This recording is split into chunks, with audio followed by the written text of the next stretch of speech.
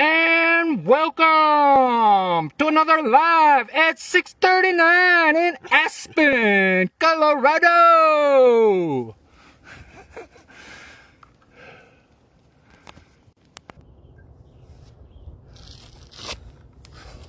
Happy Father's Day, y'all. Sorry, I'm just having a little fun with my new toy. I want to apologize again to my viewers. We are not going to be doing live interviews in downtown Aspen tonight and stirring up the ruckus. It's Father's Day, and we'll leave the fathers alone. We're going to leave the fathers alone and let them have their special day, you know? Like, it's a special day for fathers. And I'm a father, too, to Princess Penny back here. So I'm just trying to enjoy it myself. But, having said that, I'm keeping to routine. 6:39, and I wanted to do it every other day so that I wouldn't miss a day. Like, I can do Sunday one week, Monday another week, you know what I mean? So it falls on a Sunday today, and you know, I wasn't super motivated to do a live stream, but you know, I got to keep to my routine. I really do. Sorry, pen. I'll turn that off. So I figured I'd come up here, and me and Penny, we took a little hike up Aspen Mountain. It's beautiful. Check it out.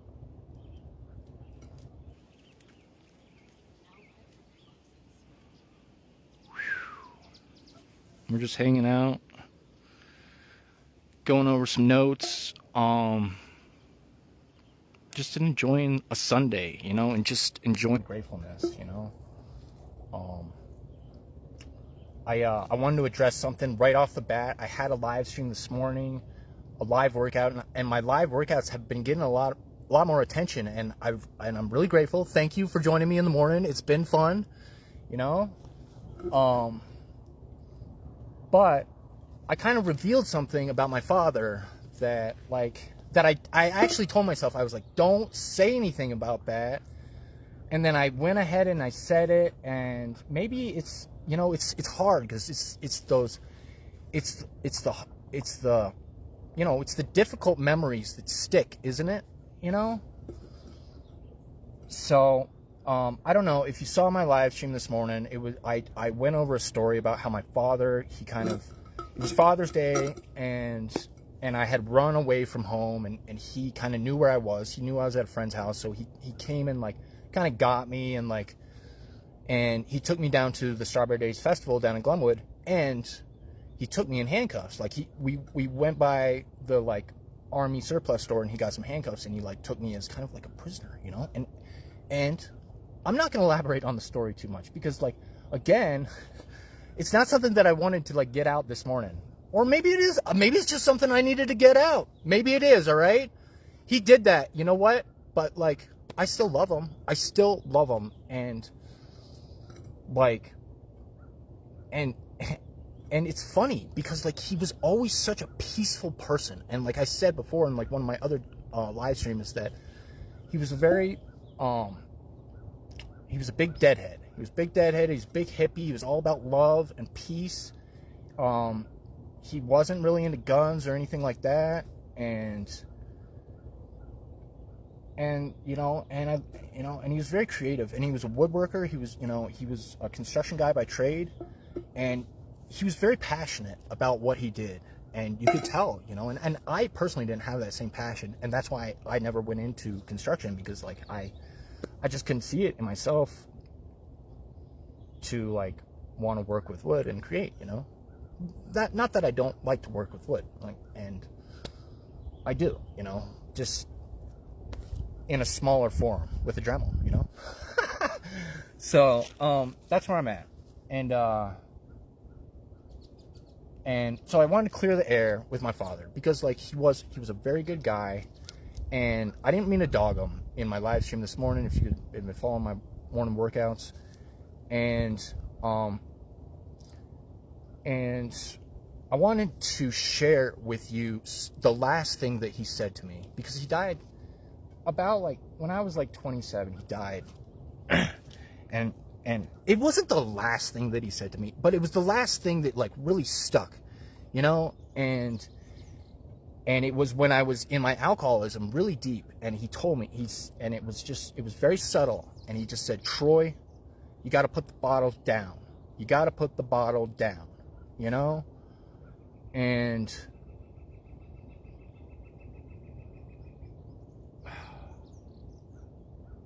he was right.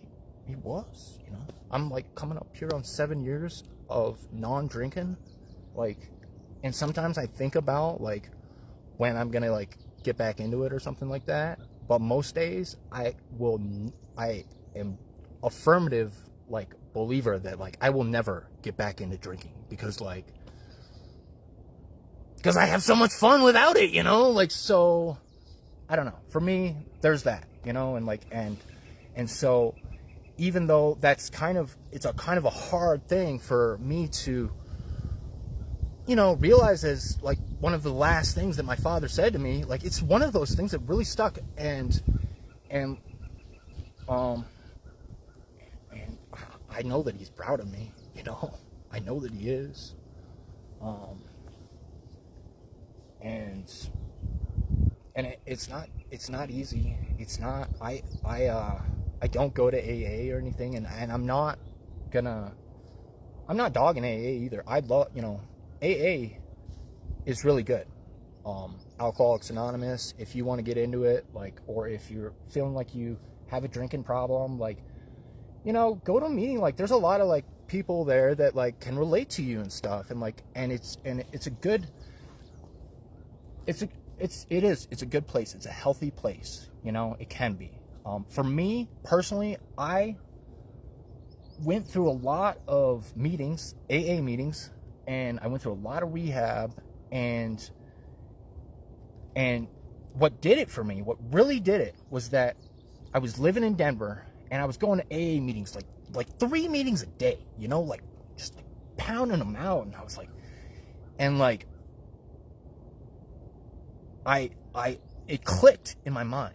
I was like, Troy, you need to make a decision right now, all right?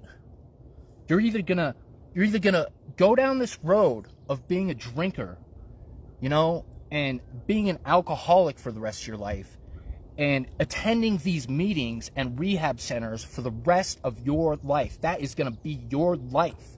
Or don't drink, and you don't have to go to the meetings or the rehabs, and you can just go have fun. Huh? It seemed pretty simple.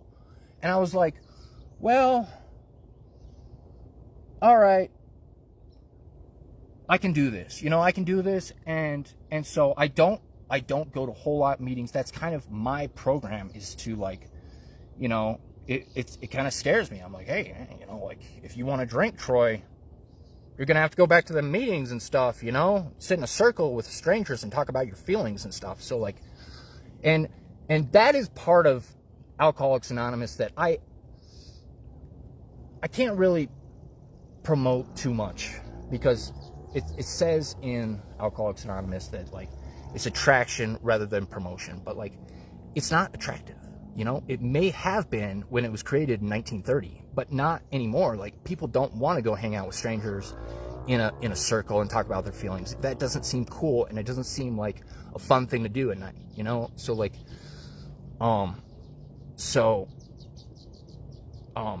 but having said that, it does serve a purpose, you know. It serves a purpose for health reasons, because, like, you know, sometimes when you're trapped in your addiction, you just want somebody that you can relate with, and that's the purpose that it serves, you know.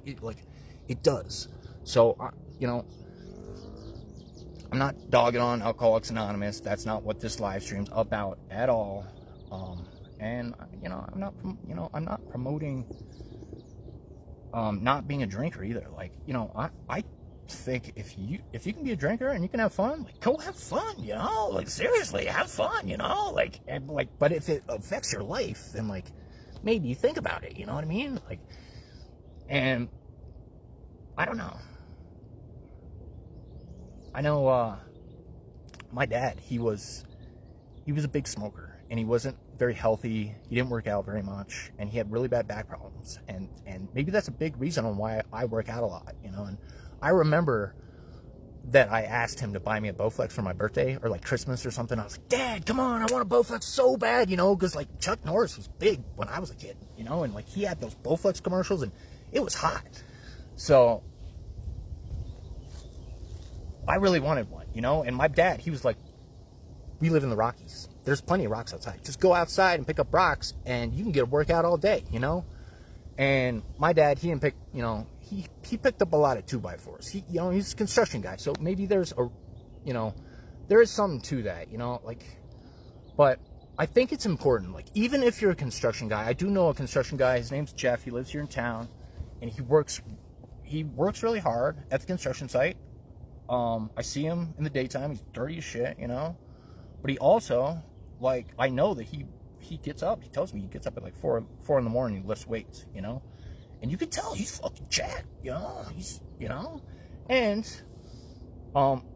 he's always fun to talk to, like, he's always in a good mood, and I think there's really something to that, and that's a big part of why I do my, my morning workouts, because, and it's not so much for my body as it is for my mind, like, it is both, you know, but it's for my mind mostly, so, and Jeff, he knows that too, you know, that's why when he comes into the hardware store, he's in a great pumped up mood, and he's ready to talk to me, and like, and I'm ready to talk to him, and we're ready to, like, feel that energy, you know what I mean?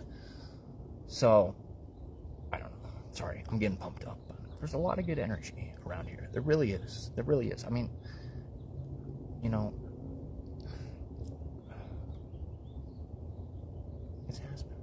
it's Aspen, you know, it's so diverse, it's just so, you know, and, I don't know, so I want to clear the air about my father. He was grateful, he was a great guy. I did take my stepfather out for, breakfast this morning at the Hick House. It was amazing. We had, you know, breakfast stuff. It was delicious, you know, biscuits and gravy, oh, man, and then we went and walked around in the cellar, in like the museum. We were just like kind of walking through the West End, and we were like, oh, let's go over here, you know, so it was fun, and I also saw him down there at the park earlier. It's fun living in a small town, you know, like, when you get to run, like, in some ways, but like, when you get to run into your family just like randomly, like, it's fun, you know what I mean? Like, obviously that wasn't the case at the Haker House, but it was at the park, you know, and like, it was cool, you know, so,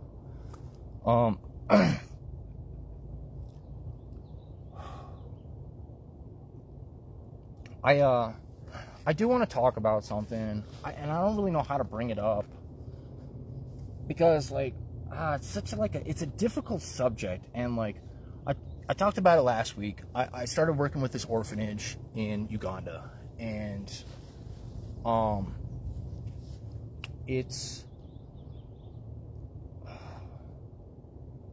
you know, it has, like, a bunch of kids, like 230, 240 kids or something like that, and they started with 20, you know, and I've been trying to work with this, the director. His name is, I apologize if I mess this up, brother, Akasuwujuki Simone.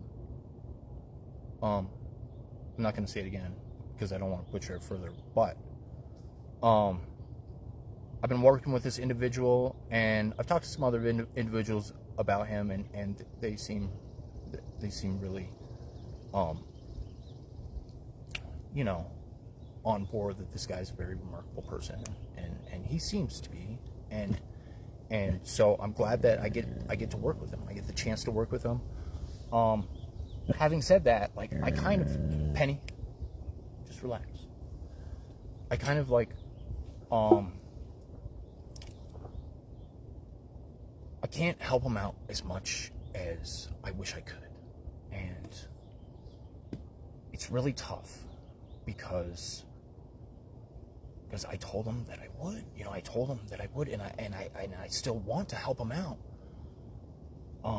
but I don't live in one of these giant houses, you know. I have a job that I have to go to, and I don't have a whole lot to, like I can give him a little for sure, but that, you know, that's not, he's looking for a donation of around $1,000 to buy a photocopying machine for the school. And I'm like $2,000 in debt right now. I just can't do it. I can't. I just finished playing catch up. I just got my bills, like, so, like, and I really want to take a vacation after 10 years in the fall. Maybe I want to take Penny to the ocean. That's my big goal. So, like, I do need to save a little bit of money, and I don't mind giving him a little bit, but, like, I can't give him that amount. And it's tough because it just, like, really, like, I was really pumped last week because I was like, man, I can really help this person without having a financial backing, but, like, money, it's just, like, money, you know? It's just money. And, like, they need money, too, you know? Like, everybody needs, it's tough. So that's why I want to get on here. If you have money, if you want to do a donation to this orphanage in Uganda, they got about 240 kids. They got, from what I can tell, 1 or 2 fathers and a lot of mothers too, looking over these children. They're all struggling with, you know, not having parents, for one, amongst a lot of other difficulties, as you can probably imagine in Uganda. I'm not going to go over it, but you know, they're not as fortunate as we are. You know, if I had a mansion, I'd give them the whole thing. You know, I really would. I swear to God. But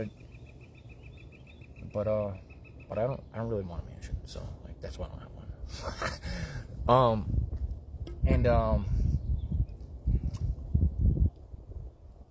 And so, if you want to make a donation, please check out kgsorphanage.org. That's kgsorphanage.org. And my friend, Mr. Akasawujuki Simon, I apologize, my friend. I'm going to get that good one of these days. I apologize. But you know I mean respect by that, all right? He's doing a great job over there, you know? And I wanted to say something else, you know? And this is something that I learned in rehab. This is, like, something that a counselor said to me, and it just stuck. And that's that everybody in the world, given your circumstances, you do the best that you possibly can do, all right? You know, that everybody does their best. They really do. They try their best, you know, because, like, as a person, you have to try your best until you can't, right? That's how we survive, you know? And my friend, Mr. Simon in Uganda, like, he was an orphan too. And, you know, think about the adversity, you know what I mean? And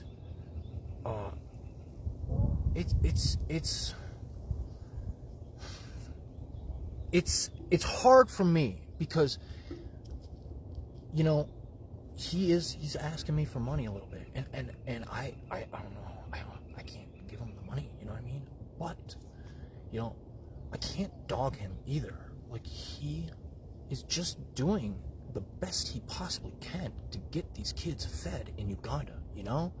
And, like, if his ways aren't, like, maybe as professional as maybe I'm used to, then, like, maybe that has something to do with the fact that, like, you know, he is living, you know, in Uganda, you know, like, it's in a forest, you know, like, and he doesn't have the necessities, the things that we have, you know, like, and so, like, he's, with what he has, he's doing his very, very best to improve the lives of these children, you know, and I haven't given up. This isn't a give up. I'm not giving up on this orphanage. It's not. Like, I'm here to help them out. I'm gonna go talk to my friend tomorrow in town to help sell their baskets. But I just want to say that, you know, that guy, even though he's in Uganda, he's a brother to me, you know? We're all part of this world, you know? And that's how I look at it. You know, you see, there's a lot of lines drawn all over the place, and there's no reason for it. You know, we're all intelligent beings these days. You know, they're like, the fact that a war is even going on right now is beyond comprehension.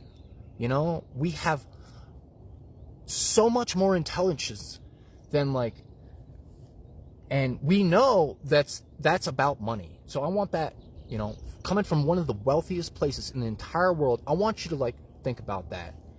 You know, it's tough. Wars are about money, you know, and I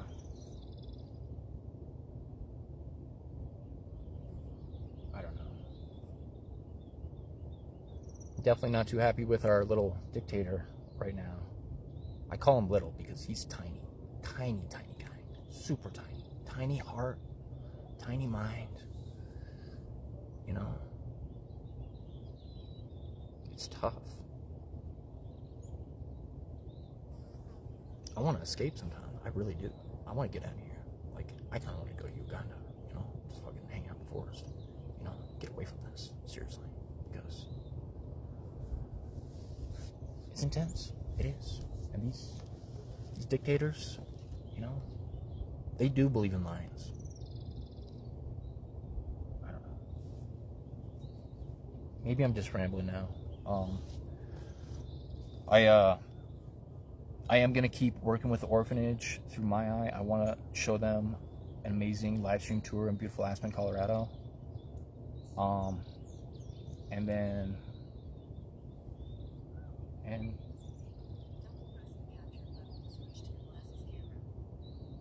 then hopefully, you know, other stuff will just fall into place, you know. I'm really grateful. I'm really grateful that it's Father's Day, it's Sunday, it's summer. I got my shirt off in a tourist town, you know.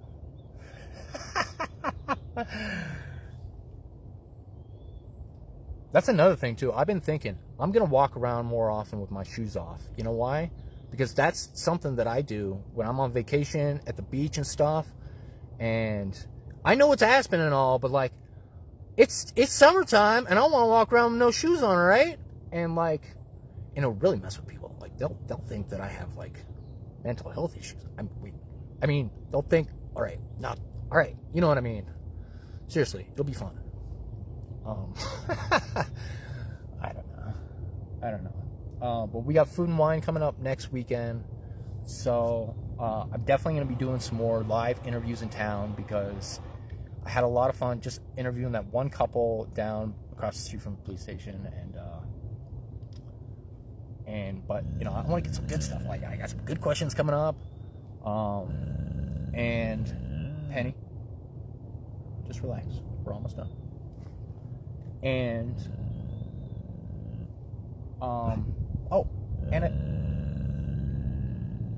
Penny, hey, just give me a sec, right? Just give me a sec. Hey, you got a fly on your eye. Is that what's going on? Yeah, you got a fly on your eye. All right, so, if you want to help the orphanage, please, it's kgsorphanage.org. I know they're looking for photocopying machines so that they can supply tests for their kids, you know, which makes sense, you know, because kids gotta learn too, you know what I mean? Especially over there. So,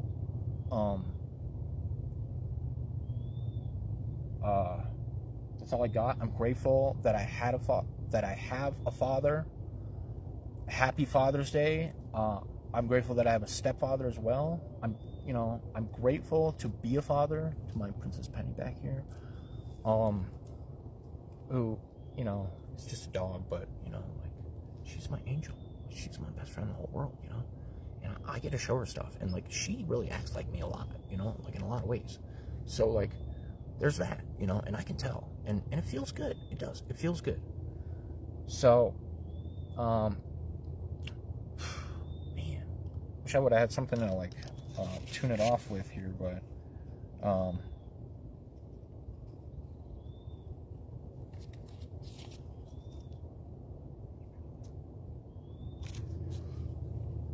I don't really. I don't. So, please join me tomorrow morning. We're going to have another live workout at 6:39. We're going to stay on routine. I'm going to see how many days I can go working out 6:39 in the morning. So please, if you want to see how many days you can go working out 6:39 in a row with me, let's do it, you know? And then, like I said, I got to talk to some people about selling the baskets tomorrow, for my friends in Uganda. That's what I can do, you know? And I want to help them get the other materials that they need, you know? But it's not going to happen overnight. I just can't do it overnight. You know what I mean? So that's where I'm at. I love you, brother. Thank you for being a father to those amazing children in Uganda, where you're from, my friend. I checked out the area on satellite, and it looks really cool. It looks really like tropical, and I don't know. Maybe it's not, but I don't know. I'm a very adventurous person, so like I definitely want to come visit you, my friend. I definitely do. So expect it. You know, expect me to at some point. You know, when I get that sailboat.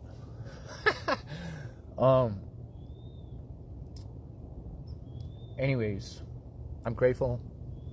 Thank you for joining me at 6:39 live. Join me in 12 hours if you want. We're gonna do a workout in the morning. It's gonna be, what is it? It's gonna be upper body day, upper body pump. Yeah. So 3 workouts, three exercises, 3 sets with your boy Troy in Aspen, Colorado.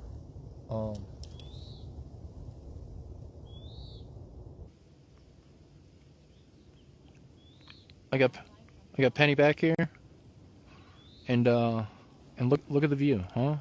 Look at this, huh? It's beautiful, and I guarantee my old man, he's sitting right here with me, right here.